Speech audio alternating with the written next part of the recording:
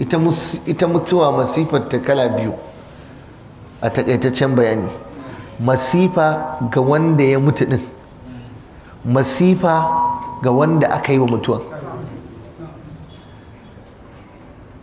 To amma wanda ya mutu, masifar wanda ya mutu din ta fi hadari, ta fi ciwo, ta fi damuwa. Ita kan wallahu alam ne mai mutum zai je ita rabu alam. Duniya ba ta da daɗi gaba ɗaya inda za ka tuna mutuwa. Kuma Allah ya riga ya rubuta mana kullu nafsin za'iqatul maut. Kowace rai, da tawa da taka da ta wancan duka, sai Allah ce sai ta ɗanɗani ɗacin mutuwa. Manzo Allah ce inna lil mauti la sakarat.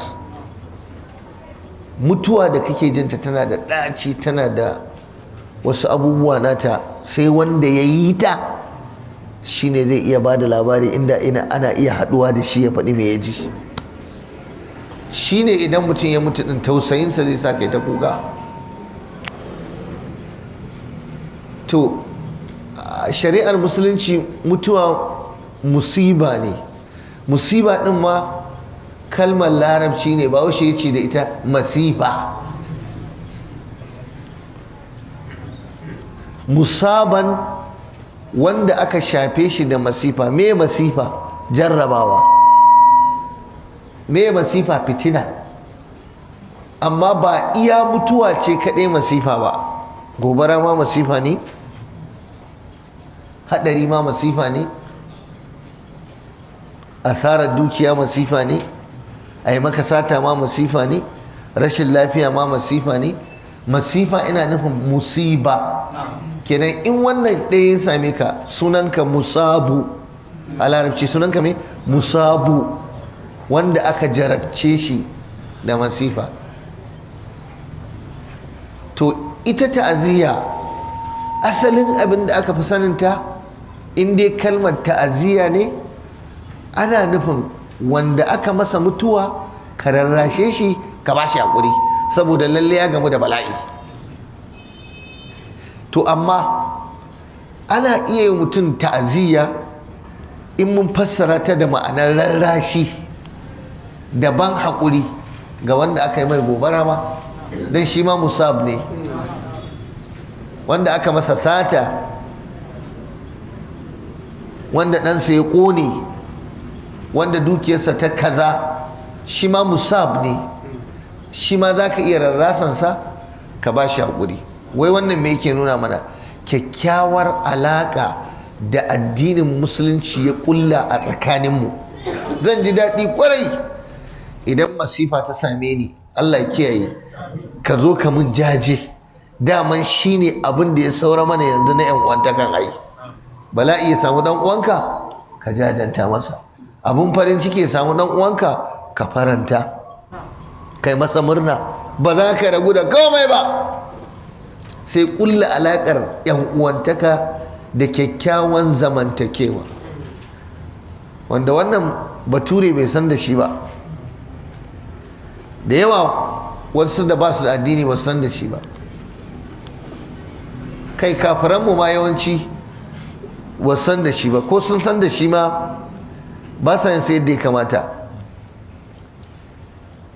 Yanzu kafiran ƙasar nan da muke rayuwa da su, da yawansu idan an yi mutuwa malam, biki ake, mutuwar kanta, bayan ɗan uwanka ya mutu, to tashin hankalin kuɗin da zaka kashe a harkar bikin mutuwa ya ishe ka bala'i. Taimako ake zuwa ake nema saboda ɗan uwanka ya mutu. Tun daga akwatin da zaka binne shi bala'i tukun na farko. In ka kuskura wani ɗan uwanka ya mutu maka, baka kimtsa ba, zaka ji jiki a addinin arna. Wallahi taro ake sosai malam, a ci kwalliya, a yi kiɗa, a yi rawa, a sha giya, a kashe kare da alade. Wai kuma wai taziya ce. Taro ake so, kiɗa fa sosai. Na je wata ƙasa a cikin ƙasashenmu na Afirka, sai na ga ana wani taro.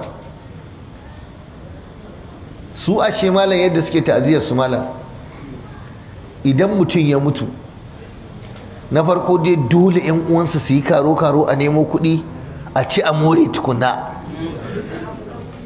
sai an sakata an wala. Shi mutumin nan sai a duba wani irin mutum ne, kafinta ne, malamin makaranta ne, injiniya ne, makaniken mota ne, a'a fasto ne, a'a ɗan kasuwa ne, a'a.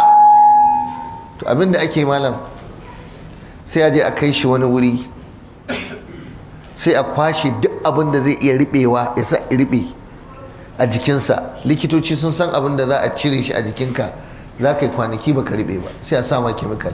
Hanjin ciki ake kwashewa da tumbin nan, sai a kwashe, a buɗe cikin, a kwarface shi, a kwashe shi gaba ɗaya, sai a je a binne shi. Sai a sassa maka auduga a baki da dubura da komai a tuttoshi, sai a sa mai chemical. Yanda yake din nan malam haka za su ɗauko shi da rigarsa da kayan sana'arsa idan bakanike ne, sai a haɗa shi, sai a ɗaura mai sufana a hannunsa, sai a zo a kafe shi, sai a bashi wani ƙarfen mota, ka gane, sai a ɗauki hotonsa a zahirinsa fa gawar da rigarsa da komai an masa wanka, an sa mai fesin kaf ɗinsa da kayansa na me